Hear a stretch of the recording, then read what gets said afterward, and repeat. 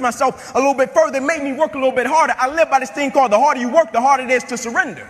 You see, the reason people quit, they don't take pride in what they do. The harder you work, the harder it is to surrender. And I'm not just talking about business. I'm talking about winning simultaneously in every aspect of life. I'm not concerned with a person that does well in one aspect of their life and they can hang their hat there and say, man, I made a lot of money. You made a lot of money. You're a public success, but you're a private failure. What good is it to make a lot of money and you don't want to go home to your family? What good is it to make a lot of money and you don't take care of your kids? What good is it?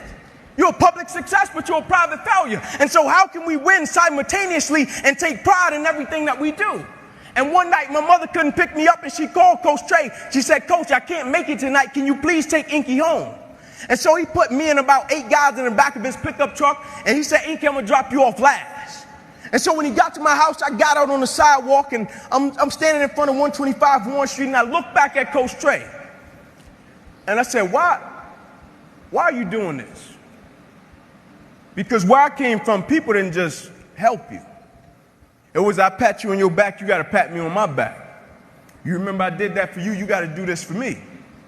And I said, why are you doing this? And he looked back at me and he said, son, I want to tell you something. And he said, I don't want you to ever forget it.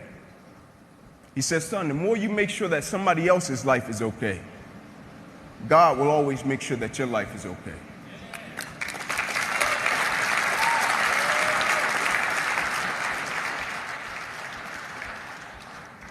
And immediately I got it. The light bulb went off. I stopped being this little selfish kid. I stopped being like my 4-year-old son.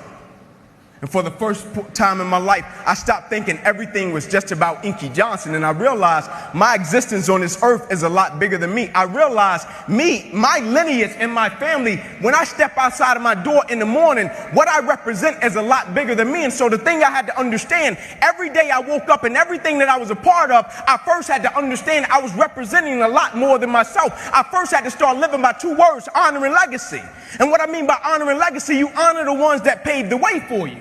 And you leave a legacy for the ones that's coming behind you. We just have it right now. While we're a part of something right now, somebody has came before us and paved the way, and somebody will come after us. And so while we have it, how can we do it in such a way that we leave a legacy for the ones that's coming behind us, and we honor the ones that paved the way for us? And so everything I did, I took a certain level of pride in it. People thought I just wanted to be a great football player. What they didn't understand about Inky Johnson was this: I could have washed cars. I guarantee you I would have been the best car washer there was in the world. Because the thing I understood, I wasn't just representing myself. It wasn't just about me. Everything that I did, I shifted my mindset from me to we. Now I was operating with a spirit of collective character, meaning it didn't matter what I did individually. If I didn't represent my mother in the right way, it didn't matter. If I didn't represent my lineage in the right way, if I didn't represent my team in the right way, who cares what I did individually? I didn't care if we won a game and I scored 40 points individually.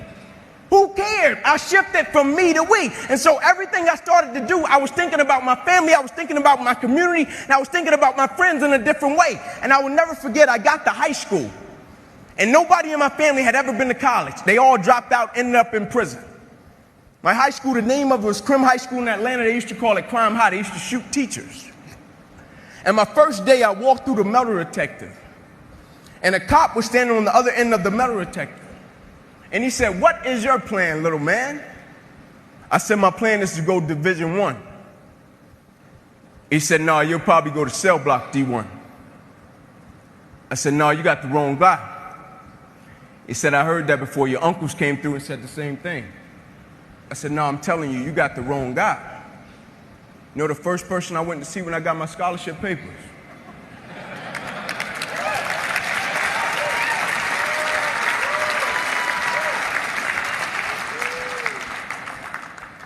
But you know the most amazing thing happened? It wasn't that I went to college. I had 3 little cousins sleeping on that same floor that went to college.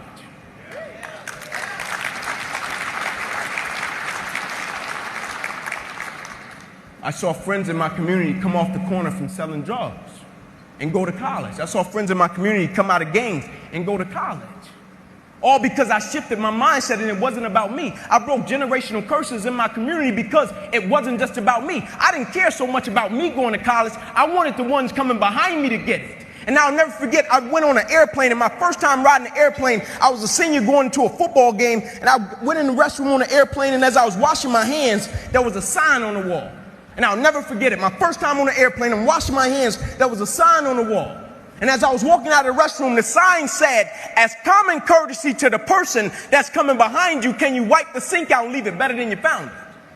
And I said, as common courtesy to the generation that is coming behind me in life, everything that I touch, everything that I'm a part of, I vow to God that I will leave it better than I found it.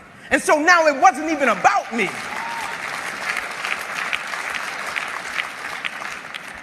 And I got my scholarship up to Tennessee, and they looked at me when I first hit campus, 135-pound kid soaking wet in the SEC. And the first reporter, he asked me, he said, Inky Johnson, do you even think you're going to play at the University of Tennessee? He said, you're 135 pounds. I said, not only am I going to play, I'm going to start. I said, you made a mistake. I said, see, what you don't understand, and this is what most people do, they base judgment off of what they can see. But what they don't understand, the moments that make you who you are, the moments that they can't see.